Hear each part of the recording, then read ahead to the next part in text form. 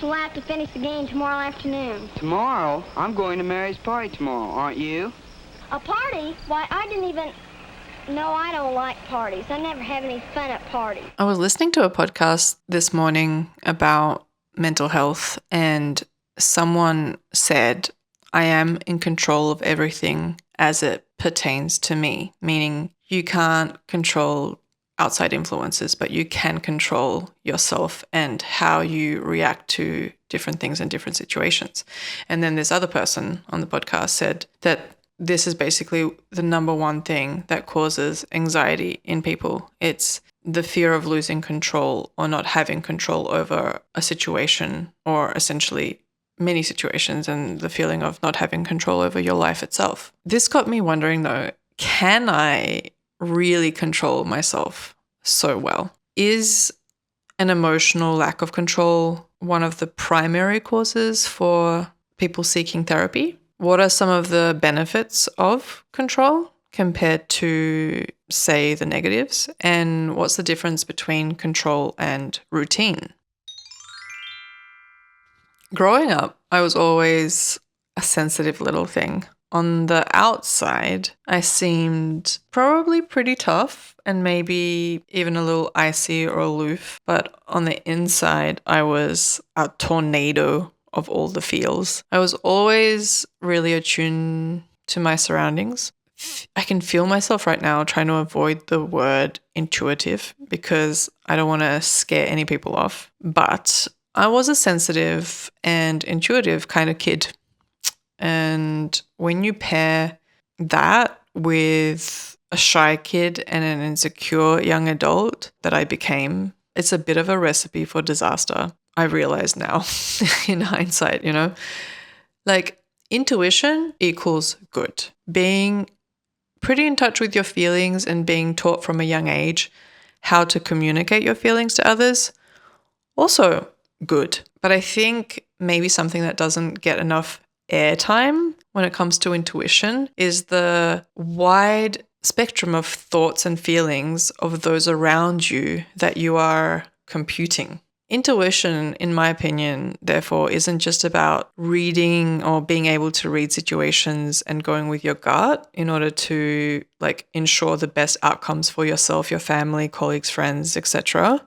That's the positive side of intuition that is being marketed. We never really think about emotions as marketed things, probably because they are not actual things. Products are the things that are being marketed. But in actual fact, it's the emotion and the need that that product fulfills that is actually being sold, right? When it comes to intuition, because it's one of those intangible, animalistic things that is needed for our survival, everything about it is, in this regard, positive. But I've been thinking about what is the ugly side of intuition, If intuition was going to be the thing that saved you from getting into certain bad relationships, business deals, that is awesome. But what we are glossing over is your ability in these moments to be able to tune into all the shit in order to know when you need to run. I think you can teach kids a lot of things, but you can't really teach them how to be confident or how to love themselves, in the sense that these things don't come from reading books or hearing someone tell you, you should love yourself more, It's the same with emotions. You can't teach someone how to not have certain emotions. You can just teach them how to control or manage the emotions that they are having. So yeah, basically growing up, I felt like I was just this bundle of too many emotions kind of person. I felt like I was feeling everything from my own emotions to other people's, and it started to, at some point, get muddled. I didn't know what was mine, what was another person's. And in order to not seem like I was a freak, I basically picked up on this from a very young age, the fact that I need to get a handle on all the emotions that I'm feeling, stat. And I did. It's something that I mastered in the sense that I learned how to appear really calm when in actual fact I was scared as fuck and not calm at all. It's like the 101 stuff you pick up on as a child learning how society works. From the outside, everything looks and feels, I guess, when you're a kid, looking at the world pretty controlled and suppressed, but all done with this smile on people's faces, you know? So you get it quite quickly that in order to fit in, you need to learn how to control yourself. But nobody is out there teaching you or even talking about what feelings and things you're actually controlling or what those feelings that you are having mean. A lot of life, even now, to me as an adult, still feels like we are all playing a card game. Sometimes there are moments, usually aided by substances, but also sometimes not, that allow us to reveal our cards to each other. When we stop playing for a second and just are our truest selves and can, in those moments, like really laugh and enjoy life and just be in the moment that we are in. But that's not most of the time. Most of the time, we are playing poker, and I don't even know how to play poker, but I do know that some people hate when you don't know how to play or when you don't want to play. For some people, the game is a lot of fun, or they've learned how to have fun with the game. If you don't find it fun, which is, I think, a decent chunk of human beings, this feeling is kind of like the feeling of what it means to be an adult. Doing things that you don't really enjoy to do, but making the most of it for the sake of other people, your kids, if you have kids, your partner, you know, etc. And also for the sake of your mental health, you know? You can't let this beat you down to the ground completely and not allow you to have any joy in your life. I don't know. You know, what I'm trying to say is when you say stuff like this, there will be, I think, people who agree with you like 100%. Then there will be those that kind of look at you like, oh, poor you for feeling this way because this is not how I feel. P.S. Can we like talk about happier things? And then there's the ones that are like thriving in the game. And those people, they probably aren't even listening to you. And they're definitely not listening to this. I find control a really interesting topic though, especially when it comes to relationships. I remember one of the first times that I was in a relationship and I was having a good day. Can't remember why I was having a good day. I just was, but my boyfriend at the time really wasn't having a good day that day, and he was letting me know about it to the point that he was unintentionally on the hunt, you know, like when someone has just had a shit day and they're kind of on the hunt to have an argument in order to let all of that, you know, pent up bad emotions out. And wow, is this aspect of relationships maybe one of the toughest ones for me? But the way that another person can impact on your mood and your experience of that day because of something that they are going through. And obviously, if somebody's in a good mood and having a great day, that is going to impact you positively, and that's something amazing to be around. But if it's just one of those days, it's not a good day, or if it's just like one of those days which is not specifically a bad day or a good day, but you're kind of like going through it, you're going through something for yourself and you're living with someone or you have a partner, that will also impact on your mood, you know?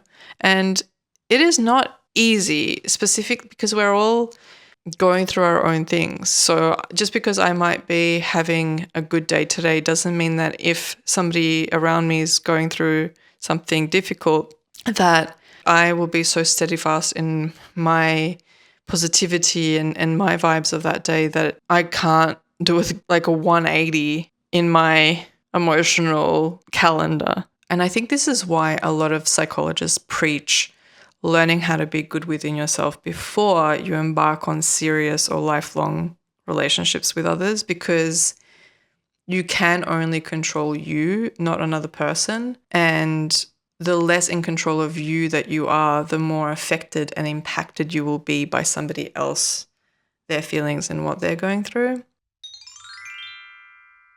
Building routines is somewhat of a practice that is utilized by many people to help them feel less anxious and depressed and therefore more in control, you know.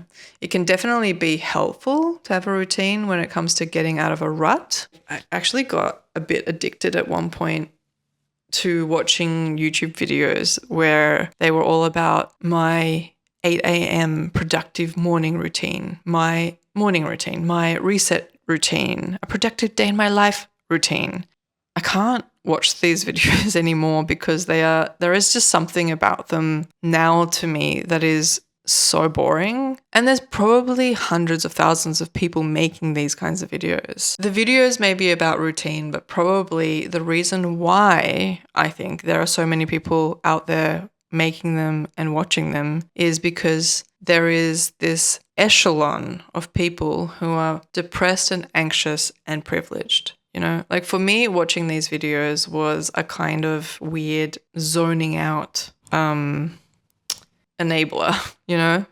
The basicness of them, I guess, was almost like ASMR to me at one point. I don't know what changed there, but I just suddenly one day couldn't watch another one of these videos again. And the only morning routine that I have is that after I wake up, the first thing that I do when I get up is that I make myself a coffee, and then the rest of the day is kind of interchangeable. What I'm going to do, you know, depending on what work commitments I have and what other people are doing, and you know, like how I feel.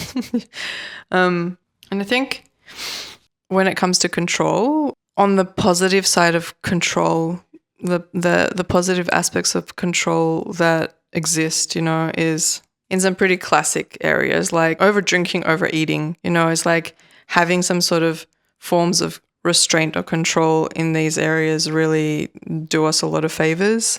Having control in your running your mouth, having control with your emotions, definitely a powerful tool. It's interesting, you know, when you're in a discussion with a family member, partner, friend, and it's this like unsaid rule that the person who is the first to lose their temper and lose grip of their emotions is the loser.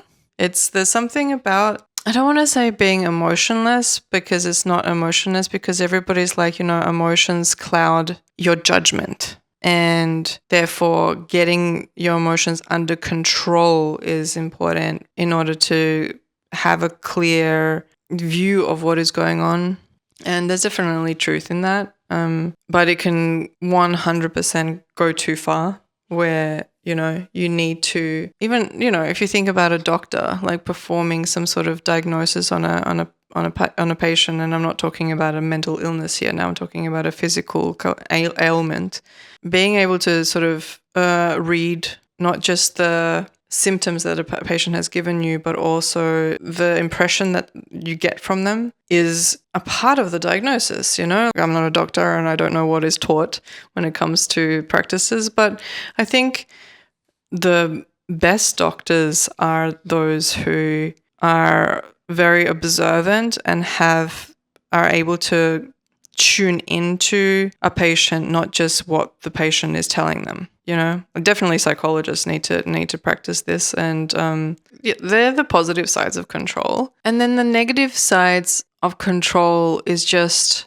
when you reach this point of sort of roboticness or numbness, or you lose a certain ability to be intuitive because you can't feel the situation. You know, that, like, again, going back to dating, but there's like why dating is so hard and online dating is so hard is because all these, like, you know, he was great or she was great on paper, but in real life it just didn't work. And that's the complexity of a human mind and psyche that comes into play that we can't control and we can't predict.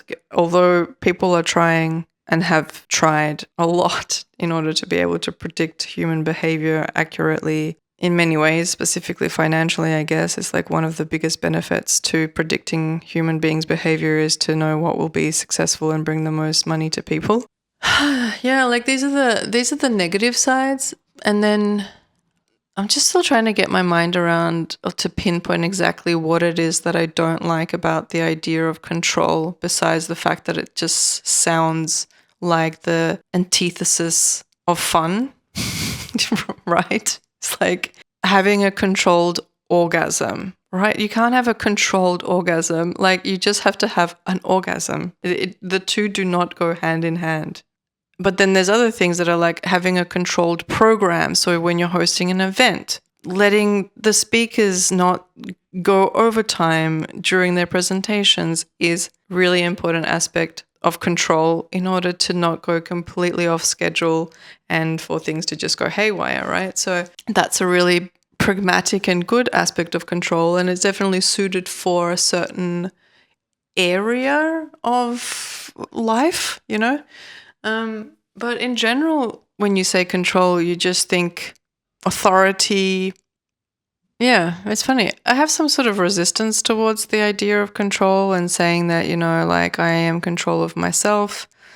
I know it's not, when it's said in this way, it's not meant to be a negative thing. Saying I am in control of myself doesn't mean I am super repressed and suppressed and this is a good thing, like I think it is said with the intent of meaning having choice, that you choose, you're not a victim to your mind, your emotions, external influences. You have choice in programming the reality that you see. So that's cool. I definitely think that is a cool way of seeing things. But I think as I let it sink in, all of this, the idea of control and the idea of controlling myself and feeling in control of myself, do I feel in control of myself?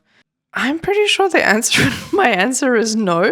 In a lot of ways, yes. Like, I'm definitely more calm, or truly calm in my heart than I was when I was younger. I'm definitely more confident now than I was when I was younger. I guess in some ways, I think confidence is a word that I prefer to control, like I would say, because being confident means that you have the confidence to manage most situations. And the reason why you have the confidence to manage most situations and people is because of your trust in yourself. If having trust in yourself means you have gained some kind of control over the opposite of that, then sure, maybe I have some form of control. But yeah, I think I prefer to look at it from a confidence standpoint rather than a controlling of my emotions standpoint. And then that's what gives me confidence. I guess it just in this kind of like wildly emotional creature that I feel is still part of me somewhere, like I hate the thought of needing to manage my emotions because I always just associated having emotions with being a bit of a freak. Maybe I really think I think that's sad because that's just not the truth. But B, I think it's also sad because in some way that is how it felt to me. That's how I understood my peers and the society in which I was living in. Yeah, that's not nice. That's not a nice way to feel. And I think I'm just sort of still in this desire for liberating people's, including my own emotions more in a healthy way.